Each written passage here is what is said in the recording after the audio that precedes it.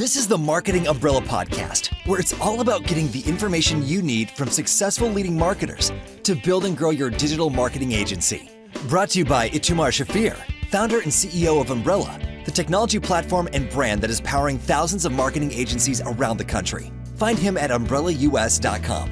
Now, here's your host, Kevin Pruitt. This is the Marketing Umbrella Podcast. My name is Kevin Pruitt. It's my honor to host this podcast.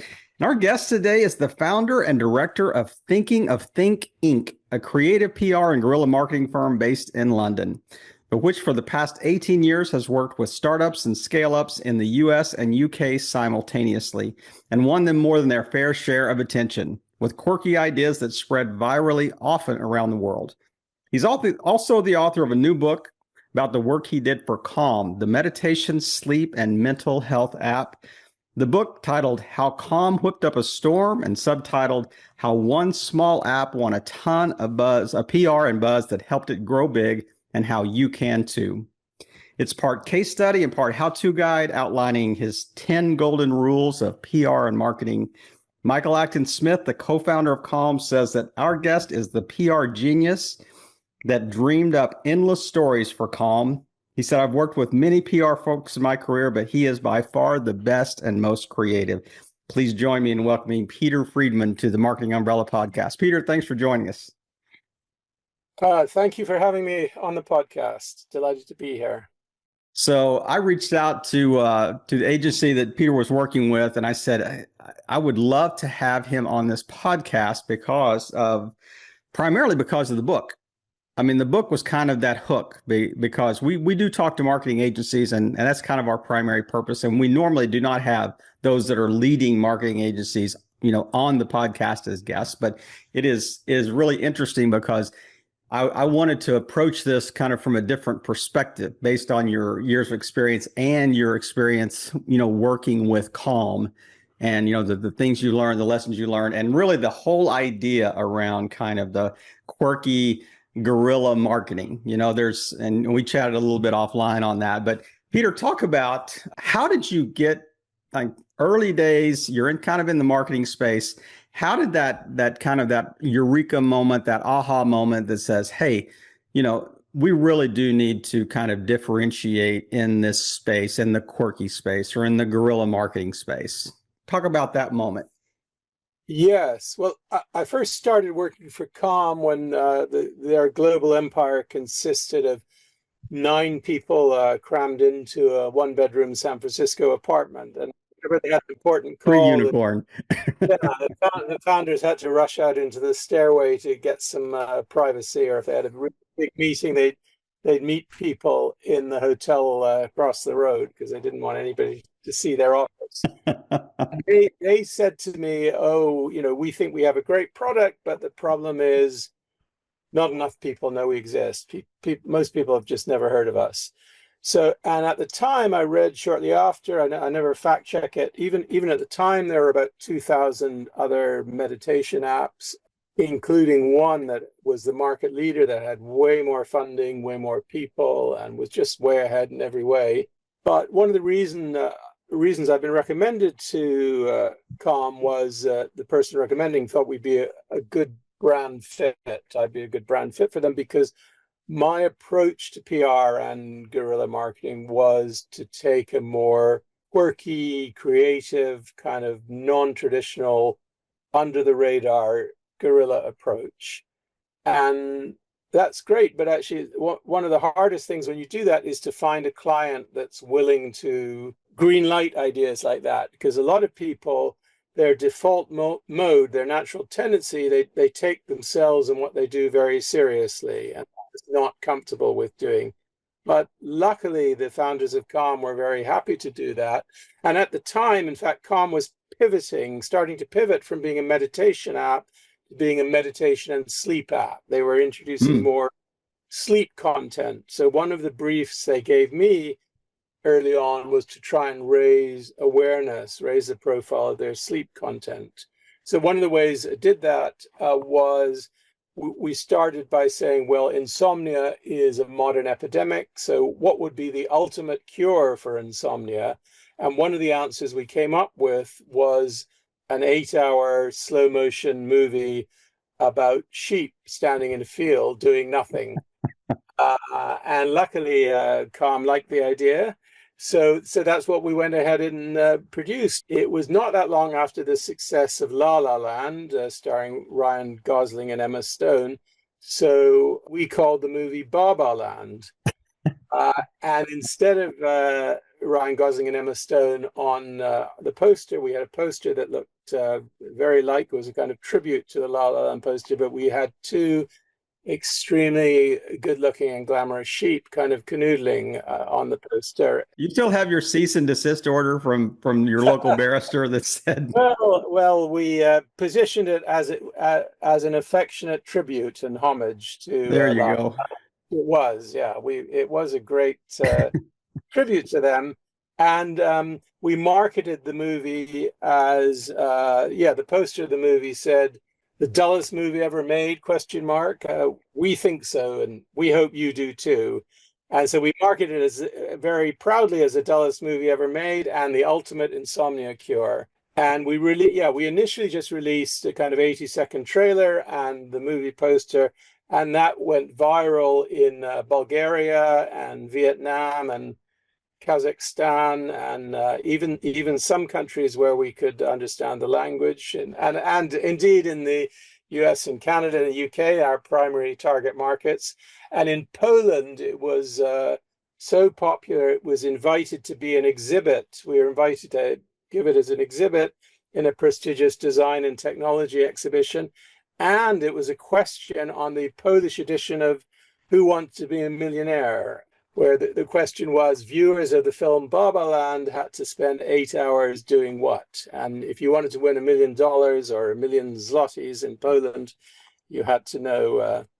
And it was so successful. Great question.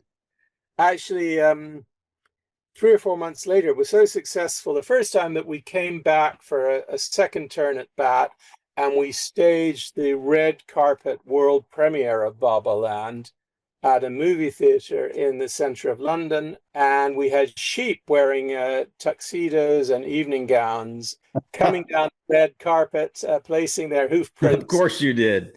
in cement, actually in a nice soft tray of mud. And we had all the audience had to come wearing pajamas and bathrobes. And again, that got global coverage. We had Reuters and Associated Press and Sky TV covering it. So all the big boys.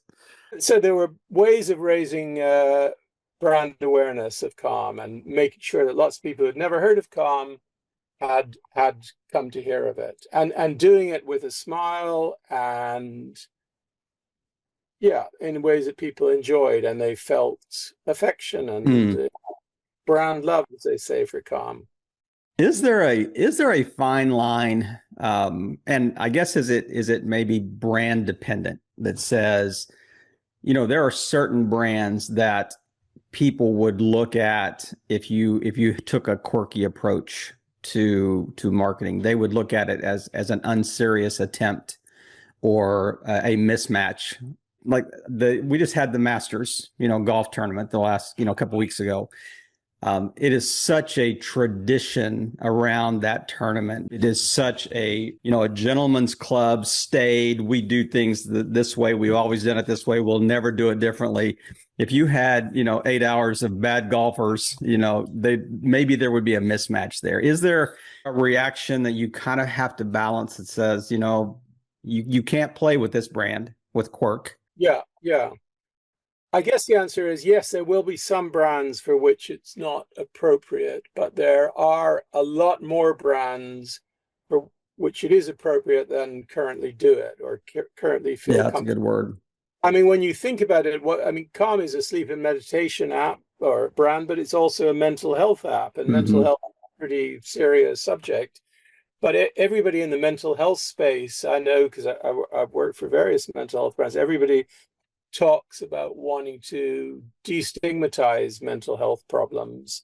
But I think one of the best ways to destigmatize mental health problems is just to have a sense of humor and lighten up and not talk in somber and serious tones at all. So, I mean, Calm could easily have thought, as indeed all its many rivals did, that this is not a good fit for us. This is not appropriate. We're helping people with mental health issues often. I mean, not just people with mental health issues, but they could easily have taken that attitude. But in fact, another issue in the world of meditation, I mean, meditation has moved a lot more into the mainstream now than it used to be a few years ago.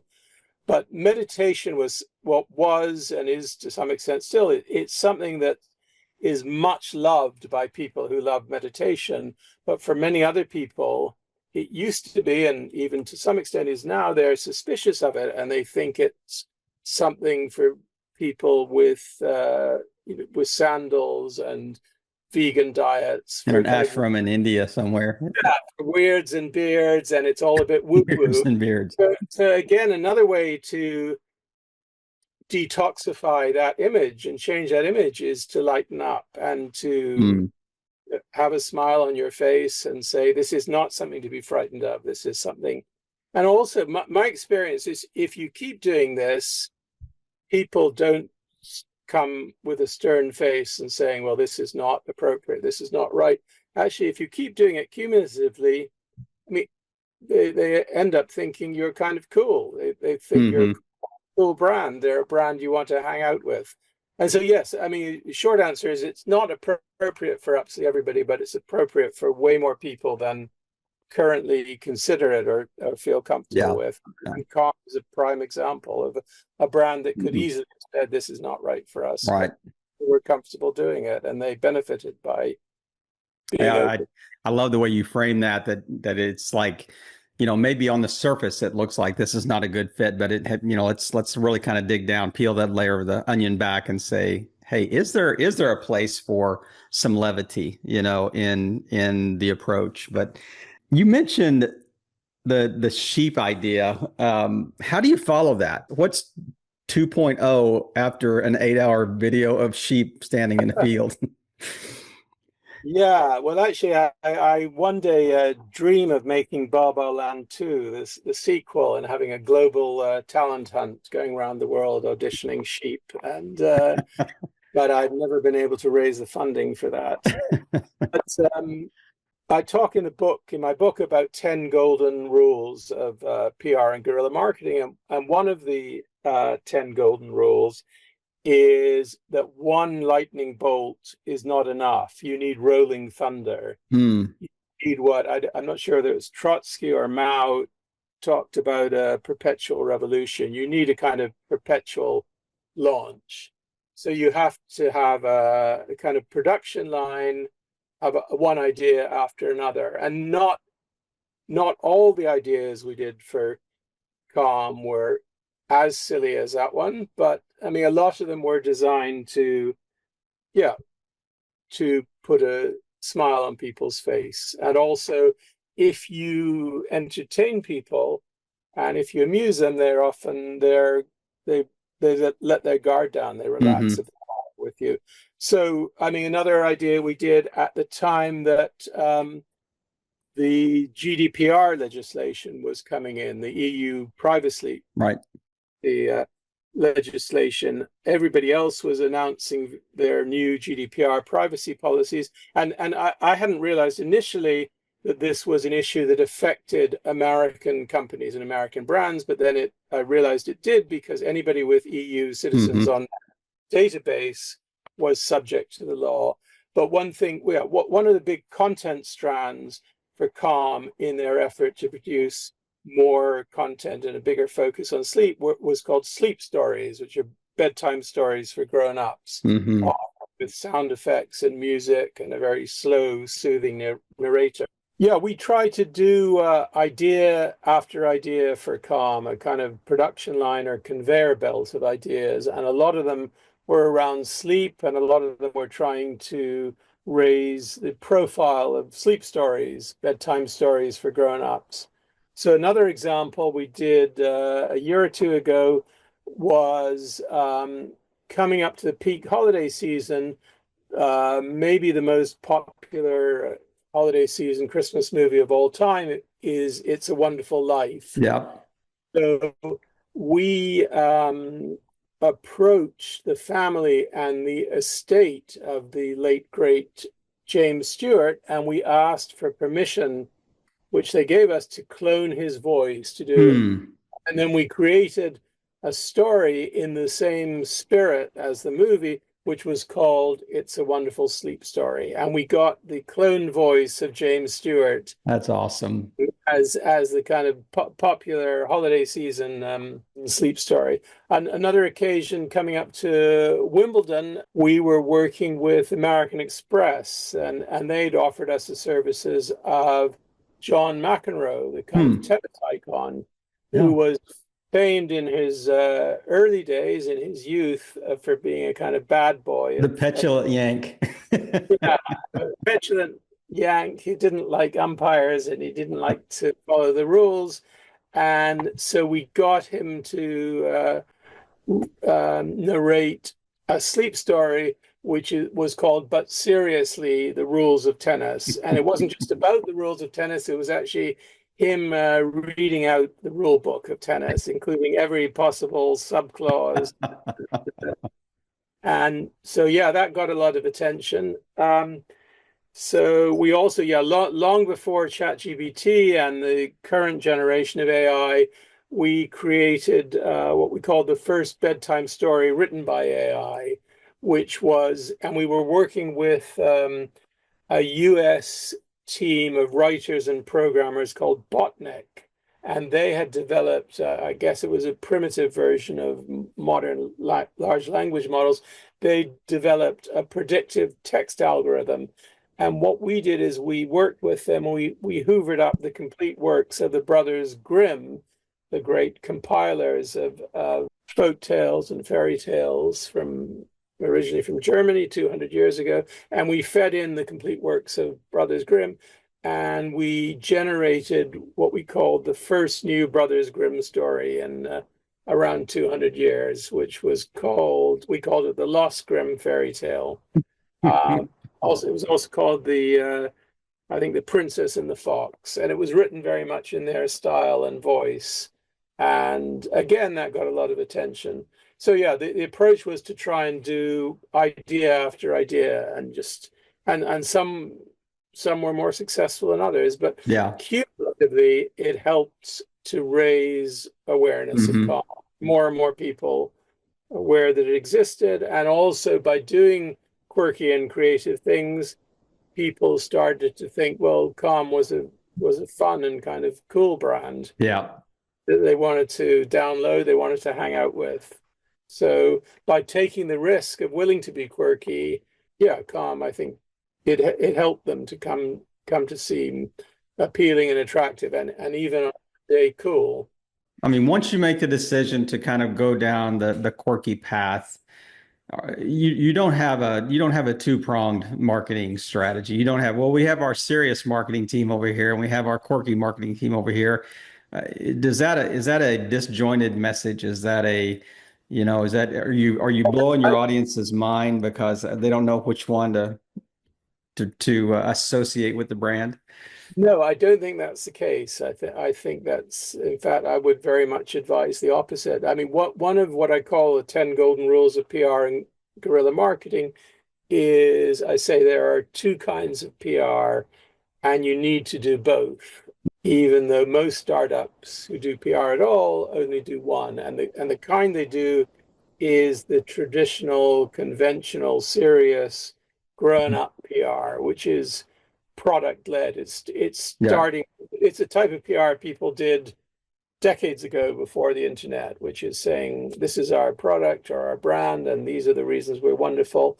And on a good day, I mean, that works best when you really are new and fresh, and you have something new and unusual to share. And a good day, in a way, that's the best type of PR at all, because it's sort of like a free commercial, and you can't beat it.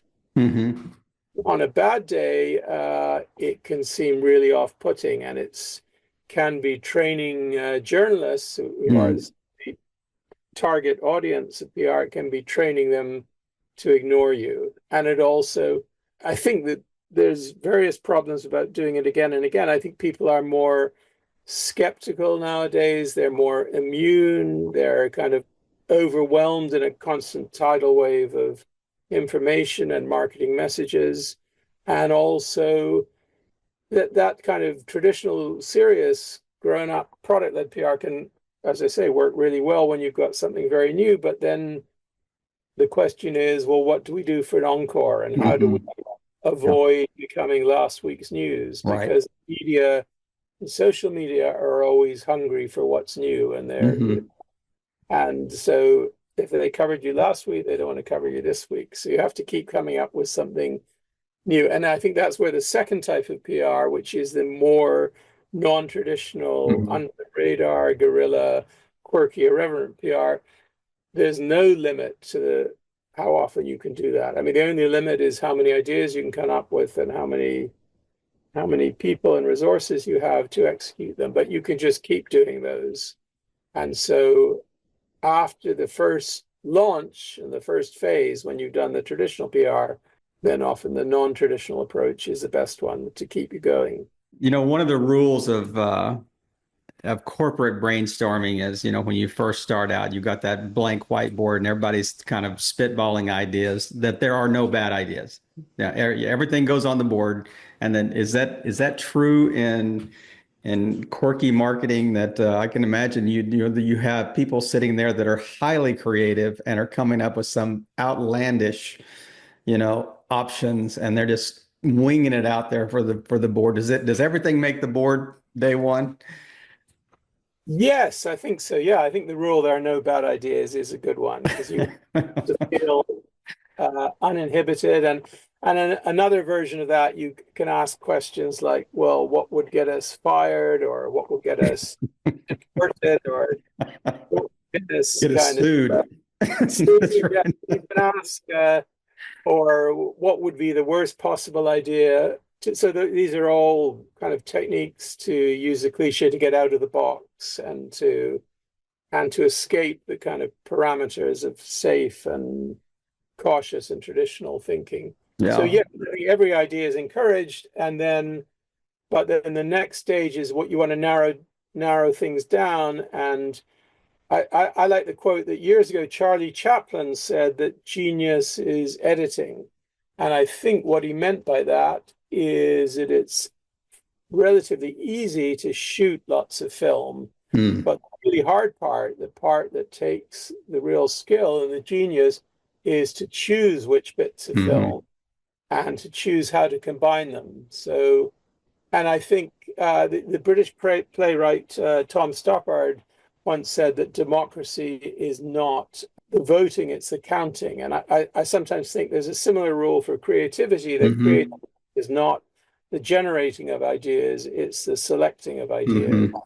And I think that's always been true, but it actually is even truer now than ever, because as ChatGPT and AI help us to generate endless more, then the job of selecting and picking the exact ones becomes harder and harder and requires more and more skill, because that's the part that ChatGPT is not yet as good at as the generating part. I mean, eventually, I guess it will be better than all of us at everything, but it hasn't reached that stage yet. So yeah, certainly no ideas are bad at the beginning, but then the real skill and challenge is to refine things down and to pick the ones you want to execute.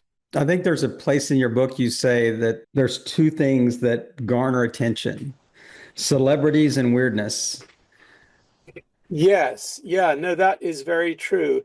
I was told that by somebody. I was working for Lulu.com, the self-publishing platform, which is based in North Carolina, and I was based in the UK. I needed to find a good PR person on the ground to do the pitching and media relations, and somebody recommended a PR woman in New York. And I remember speaking to her, and I said, "Oh, it's a self-publishing platform, and I think it's," and she sounded very doubtful, and she kind of, I could almost hear her sucking in air through her teeth and shaking her head, and she said, "Yeah, as you've just said, no, nowadays there are only two things that get attention.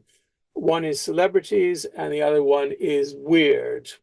And I remember that she said it exactly like that because it seemed sort of ungrammatical, but it also seemed very apt and fitting. It seemed I knew exactly what she meant. And then I also had a kind of light bulb moment because I realized that what she called weird was what I did. I mean, I didn't use the term weird. Mm-hmm. I thought of it as kind of offbeat or quirky or creative. But when I thought about it, weird wasn't too bad a word. I was happy to be weird and proud.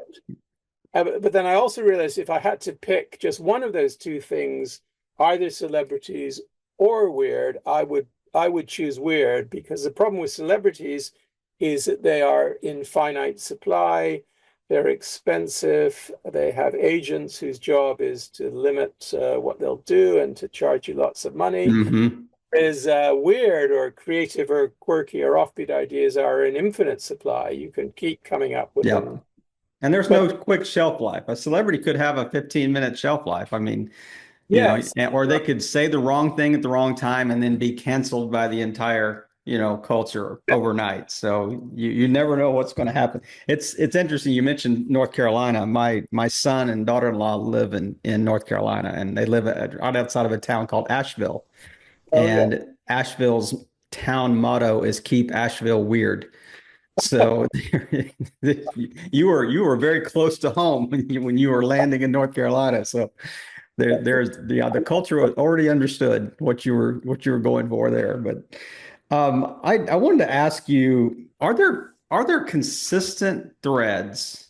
Can you look back at things that really worked well? Are there universals? Are there factors or variables that you can say, okay, this is common in each one of these, viral approaches or viral attempts or viral ad spots or whatever that is. Are there things that you could look back and say I don't know, I'm not saying it's formulaic, so to speak, but I'm saying, are there consistencies between the things Yes, that that's are really a work? good question. Yeah, I mean, a lot of the ideas that I do have in common that they're designed to make people smile or laugh, and they're designed to make them want to share them because they find them funny and they want to share them with other people. Because what goes viral are not facts, but emotion. Hmm. And what you might call legacy social media, like Facebook, the more early social media, a lot of what goes viral, used to go viral on Facebook and sometimes still does, are things that generate the emotions of anger or fear or kind of negative emotions. But a lot of what goes viral on the emerging, rising social media like Instagram and TikTok is what entertains and delights people and what makes them amusing, what amuses them, or and as I say, they share because they think they're funny, and their friends or family will think that they're funny. And I guess there are certain also, yeah. I mean, I sometimes give a webinar on what I do and how to come up with ideas. There are certain recurring techniques. Like one of the techniques is exaggerating things to the point of absurdity. Hmm. Instead of just making a dull movie, we made an 8-hour slow motion movie that was the dullest movie ever made. And indeed, another technique is reversal, or doing the opposite of what's conventional. So most people, Hollywood and everybody else, is trying to make the most exciting movie ever made, the most thrilling, gripping. Hmm. And we set out to do the opposite of, by making the dullest. And yeah, another technique is taking a conventional way of doing things, kind of the normal way of doing things, and trying to isolate one key ingredient and replace it with something unexpected and incongruous. So again, I mean, I guess making a movie and replacing glamorous Hollywood film stars with sheep. Yeah, so there are certain recurring techniques, but I suppose single the single thing that most things have in common is that they're trying to make people smile, Hmm. or and they're trying to be quirky, but also in a fairly benign way. I mean, it appears to be risky, but it's very much a calculated risk. It's Right. we're we're conscious of where we could. We're not wanting to offend people or enrage them. We're trying to entertain them and delight them. So Have you come to the point in just your experience, and the doing this a number of years, seeing things that work? Have you come to the point where you can almost dismiss your own personal bias and look at it from an audience perspective and almost know from the mock-up this is going to work? yes, I guess uh, the longer I do this, the longer you do anything, the better your instincts get. Because the more successes you've had, the more failures you've had, and the more trained your subconscious is. Mm-hmm. But I mean, when I'm trying to go through the selection process, yeah, I try and trust my gut, and that's important. But I also try and ask a cross section of people of Mm-hmm. different who sort of represent the target audience, often of different ages and genders and even different nationalities. So I try and get feedback from other people, but I also try and use my kind of conscious, rational mind, and I try and unpack what are the ingredients and what are the processes. So I try and assess it, coming at it in different ways from different angles. So yeah, and I guess the longer you do it, the better your gut instinct Mm-hmm. gets, just because it's more educated and trained, and the subconscious mind is larger and more powerful than the conscious mind. So it's I can probably see your team sitting there and they pitched an idea and it's binary. Did did Peter smile or did he not smile when he saw this? So, if yeah. there's a slight grin, we're in. We're good. Well, that is actually a very simple and effective test. Is did it make us smile? If it made us smile, I mean, even better. If it made us laugh, then that's a sign of an even better idea. And yeah, fun idea I did quite a few years ago now. I was working for an online platform for multimedia books with embedded video. And they were, before I started with them, they were taking a very serious approach to PR, and they were frustrated that they weren't getting any traction. Hmm. And they were putting out press releases about the launch of their new software, and they couldn't understand why anybody wouldn't cover it. And so I said, well, what you do is you publish online books, multimedia books. So instead of telling people about your new software, let's give them an example. Let's actually publish an unusual book. And I'd read at the time, Serbia is one of several countries where the national delicacy is testicles from different animals. And I'd read about a man who was one of Serbia's leading testicle chefs. So we approached him and we commissioned him to write the world's first testicle cookbook. Yeah, it was called the Testicle Cookbook, Cooking with Bowls. And it had 35 recipes for everything from testicle pizza to testicle omelets to bull's testicles with bechamel sauce. And so we published that on this platform for multimedia books. And the only place on the whole internet where you could take a look at the book was on this platform. So the day that went viral all around the world because everybody in every country and every culture understood the idea in the space of 2 words. Yep. Men and women enjoyed it for different reasons. I remember there was a feminist group in California who used it to create and stage what they called the first feminist Thanksgiving dinner, which consisted of every course consisted of a dish from the testicle cookbook. But anyway, because it was the only place on the whole internet where you could see this book was on the client's platform, we got so much attention around the world that their whole website crashed and they were going around in a panic. And I was secretly, because I think that's a good one of my secret objectives is to crash the website of the. It gets the bigger the client, the harder that gets. Yeah, for sure. our primary audience for the podcast, the primary audience is really marketing agencies. Those are founding marketing agencies. But there's a broader just marketing, audience that listens to this, and startup audience and business owners and those that are interested in the space. But as we kind of wrap up today, put yourself, you're kind of doing a seminar. You've got a whole audience there of marketing agency, founders, owners, whatever. Allay their fear to step into the world of Quirk. I would imagine that there are some traditionalists out there. There are some that are, a little more mainstream. They're like, man, we're kind of afraid to dive into this and really, just expose ourselves to ridicule, to a call from Buckingham Palace, to being sued by, an attorney, you name it, all the things that, getting canceled, allay their fears. What's one thing you would say to them to get them to kind of dip their toe into the sea of Quirk? Well, I think one thing I'd say is that we live in a world, a modern world, where the safe, cautious, conservative route is the most dangerous route of all. Hmm.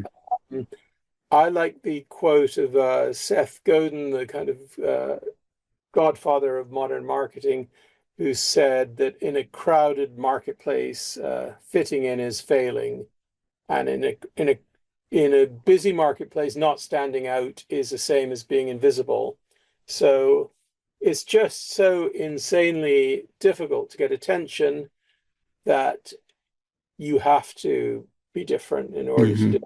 If you can be different while amusing people, and the more different you are, the better your chance of standing out. So playing it safe is the most dangerous thing, the most dangerous strategy of all. You can't afford the risk. I love it. What a way to wrap up today. As we kind of step into our rapid fire round, and I'm gonna change the questions up a little bit today, because I think that hey, I'm gonna dive into the world of Quirk just a little bit here, and we're gonna have our questions are going to be a bit different. But the very first question that came to mind as kind of we were talking about, and I knew I was headed into this stage of the chat, but I would normally ask you, questions more about family, growing up, things like that. But I want to ask you a specific question. What is the first thing that comes to mind when you think of your childhood that is directly related to what you chose to do as a career?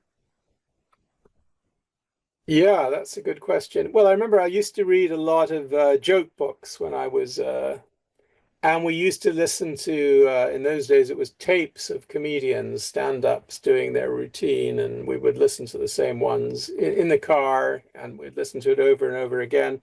And I think that was good training for what I do, Hmm. because a lot of what I do is really, there are various names for it, but one of the names is stunts, and stunts really are, are a form of joke. Often the most successful ones are jokes. They have the same kind of structures as jokes, and they use Hmm. the same techniques, and they're trying to make people so they're sort of staged jokes. So I think spending a lot of time reading joke books and Mad Magazine and listening to stand-up comics in the car, I think that was very good training for what I do and helped me. I mean, I obviously didn't know that at the time, but I think in retrospect, yeah, I associate that with helping me get better at what I do now.